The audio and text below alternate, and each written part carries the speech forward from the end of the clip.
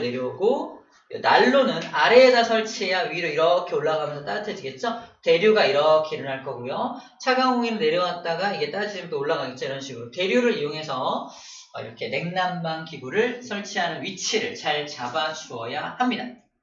3번 이겠지? 이렇게 잘 잡아줘야 한다 라는 말이 세 번째 내용이고요. 다시 정리할게요. 열이 이동하는 방법이 세 가지가 있죠. 열의 이동 방법 세 가지 불러볼까? 대류.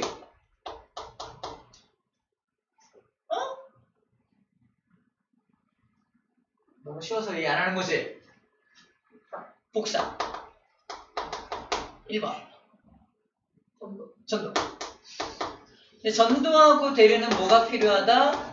물질이 있어야 한다. 자, 지금부터 뭘 만들 거냐면 보온병을 만들 거야. 보온병이 뭐지? 온도를 계속해서 유지하는 녀석이 보온병이죠. 만약에 여기다가 뜨거운 물, 뜨물이 뭐야? 뜨거운 물? 뜨거운 물을 넣어놨어. 열이 엄청나게 많은 녀석이야. 바깥에가 열이 낮으니까 온도가 바깥쪽이 낮고요. 안쪽이 온도가 높을 테니까 열의 특징에 따라서 열의 특성에 따라서 안쪽에 있는 열이 밖으로 나가려고 할 거 아니야. 그치? 근데 뭘 없애면은 물질을 없애버리면 1번의 방법으로 열이 못 나가겠지. 물질을 없애버리면 2번의 방법으로도 열이 못 나오겠죠. 한참 동안 저 안에 열을 가둬둘 수가 있겠네요. 그래서 물질을 없앤 게 뭐야? 바로 여기입니다. 진공. 가운데 이렇게 여기 사이에 진공 공간을 만들어서 물질을 없애버립니다. 물질을 없애버리면 1번과 2번 방법으로는 절대 열이 밖으로 나갈 수가 없는 겁니다. 근데 3번으로 나갈 수 있잖아. 그치? 3번으로 나가는 것도 최대한 다시 안으로 튕기게 하기 위해서 설치한 게 뭐다? 도금이. 마치 거울처럼 이렇게 은으로 딱 도금해 놓으면 복사열이 나가다가 튕겨서 다시 안으로 들어와. 안쪽을 한 번 더 데우게 되니까 3번을 최대한 막을 수 있는 거. 완전 없애는 건 아니고 최대한 줄일 수 있는 방법이 도금입니다. 그래서 우리가 열의 이동 방법 세 가지를 모두 고려해서 만든 장치가 바로 보온병. 똑똑하죠? 세 가지를 몰랐다 못 만들었을 거야. 그 다음에 위로도 열이 빠져나갈 수 있잖아. 그래서 위로도 못 빠져나가게 하기 위해서 위에다 뭘 설치한다? 플라스틱으로 마개를 만들어. 플라스틱은 금속이 아니니까 전도 현상이 일어나지 못하겠죠. 그래서 전도가 못 일어나니까 1번의 방법으로 밖으로 열이 빠져나갈 수가 없을 겁니다. 그래서 전도를 막아주는 거고요. 얘는 전도 대류, 즉 물질에 의한 열의 이동을 차단하는 거고요. 은도금은 복사로 나가는 걸 차단하는 게 바로 보온병입니다.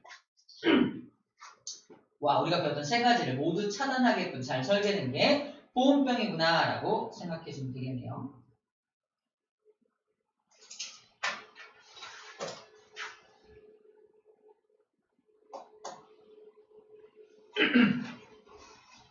자, 다음 단열재. 단열재가 뭐냐면 열을 차단하는 물질을 단열재라 그래. 열을 차단하는 물질. 이 보온병에서는 누가 단열재 역할을 하고 있나요? 차단한다는 건 못 나가게 막는 거니까. 저기 물질로 따지면 이 플라스틱이 단열재 역할을 하고 있는 거야. 진공은 단열재가 아니야. 왜냐면 물질이 아니니까. 그래서 단열재라는 건 물질이니까 물질 중에서 열을 차단하는 물질이 뭐냐 이거거든요. 여기서는 플라스틱이 그 역할을 하는 건데 아주 정말 대표적인 단열재가 하나 있습니다. 단열재의 최고봉. 단열재 중에 최고. 두 글자. 기억. 뭘까요? 단열재 중에 이거만 하는 게 없어. 이 녀석이 열을 진짜 안 내보내. 이 녀석만 있으면 열이 정말로 차단이 돼. 열을 완전 가둬놓는데 이거만 하는 게 없어. 뭐죠? 답이 나와있나요? 안 나와있나요? 뭐 같아? 고고싱? 구구콘? 뭐지? 기억해 뭐야? 몰라? 모르겠어?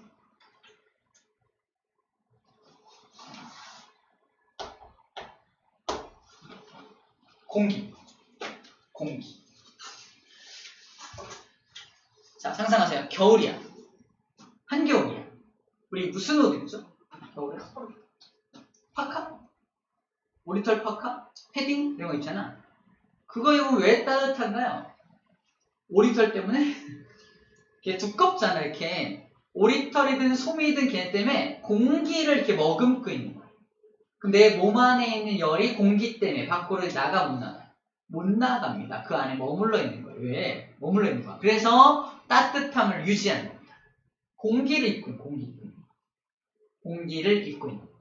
우리 겨울에 덮는 이불도 뭐 약간 두꺼운 거 덮잖아. 두꺼운 거 덮는 이유가 뭐다? 거기도 공기가 좀 채워져 있어서 따뜻하게 내 몸의 체온을 유지할 수 있는 겁니다. 공기가 정말 대표적인 최고의 단열재다라는 거 먼저 기억하고 여기 봅시다. 주택에도 이중창을 설치하는 이유, 공기층이 있기 때문에.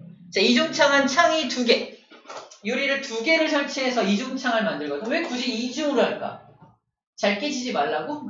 아니요, 가운데 공기를 둬가지고 여기서 밖으로 열이 빠져나가는, 열이 빠져나가는 걸 저 공기 때문에 막아주는 겁니다. 그래서 이중창을 설치하면 바깥과 안 사이에 열의 이동이 없어. 그래서 따뜻함을 유지할 수가 있겠지.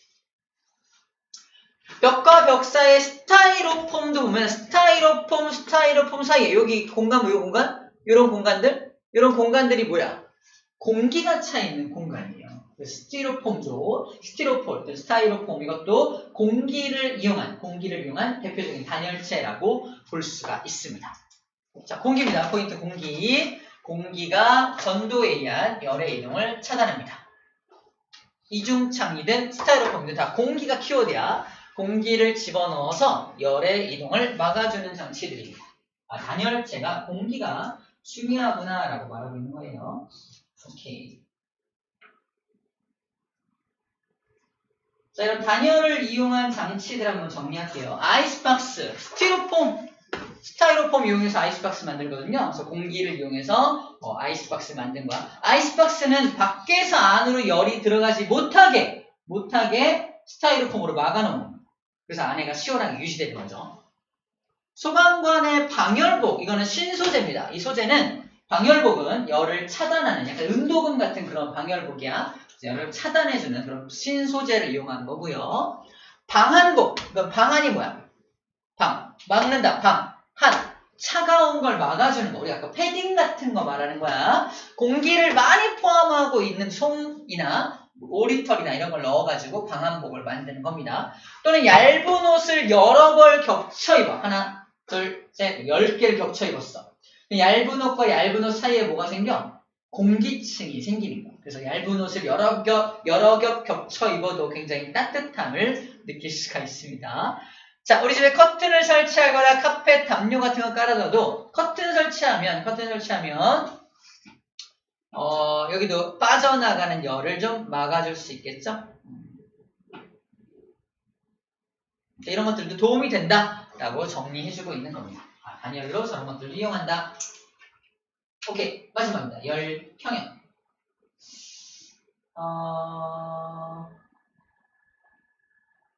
자, 이거는 쌤이 그림을 그려줄게요.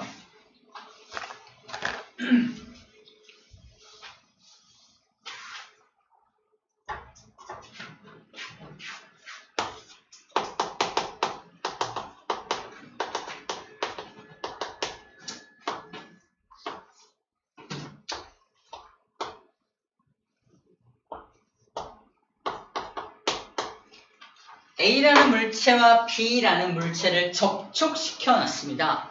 A라는 물체는 이게 열이야, 열을 10개 갖고 있어요.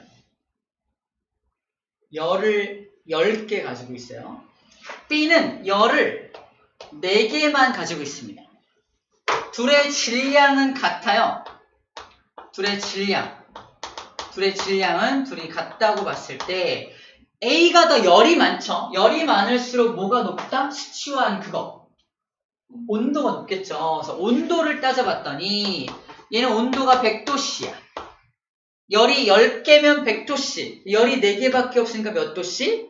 40도씨. 맞아요. 40도씨가 됩니다. 근데 둘을 접촉시켜놨으니까 이제 무슨 일이 벌어져? 내가 아까 책상을 만졌듯이 온도가 높은 곳에서 온도가 낮은 곳으로 뭐가 이동해? 열이 이동하겠네요. 자, 이동합니다. 안녕.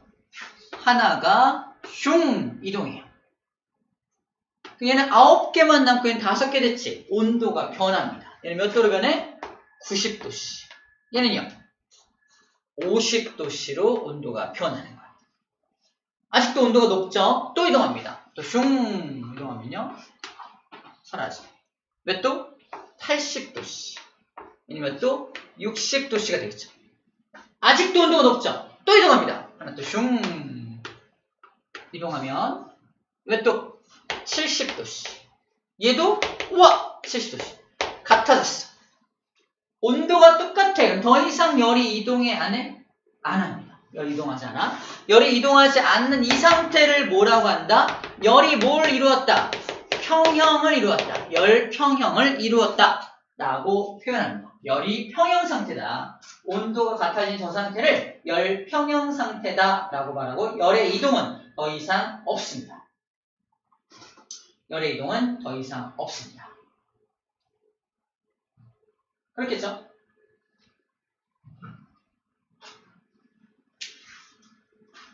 일단 열평형 상태가 뭔지 정도만 일단 정리를 해주면 됩니다. 이게 열평형 상태야. 우리 다음 시간에 이 열평형 상태에서 이동한 열, 요 노란색으로 이동한 열을 딱 모아가지고 다음 시간에 열량이라는 이름으로 Q라는 이름으로 시암탉이라는 이름으로 이제 다음 시간에 요걸 공부하게 될 거예요. 자, 오늘은 어디까지 한다? 이렇게 이동을 시켰더니 온도가 같아지게 된다. 이걸 열평형 상태라고 한다. 까지 배우는 겁니다. 이거 어디다? 일상생활에 이거 이용한다? 선생님이 온도계를 하나 갖고 있어요. 온도계. 옛날 온도계예요. 요즘 온도계는 적외선 온도계, 귀에다 띠띠띠 하면 나는 그런 온도계 쓰잖아. 옛날 온도계는 수은으로 된 이렇게 유리막대로 된 온도계 있어요. 본 적 있나요? 실험실에 쓰는 거. 그죠? 이거는 어떻게 해야 되냐? 내 체온을 재려면 입에다 물고 있어야 돼요. 계속 물고 있어야 돼. 언제까지? 내 몸과 온도계가 열평형을 이룰 때까지 계속 물고 있어요. 한참 물고 있어야 됩니다. 그래서 딱 빼봤더니 40도야. 써주면 되죠, 그지?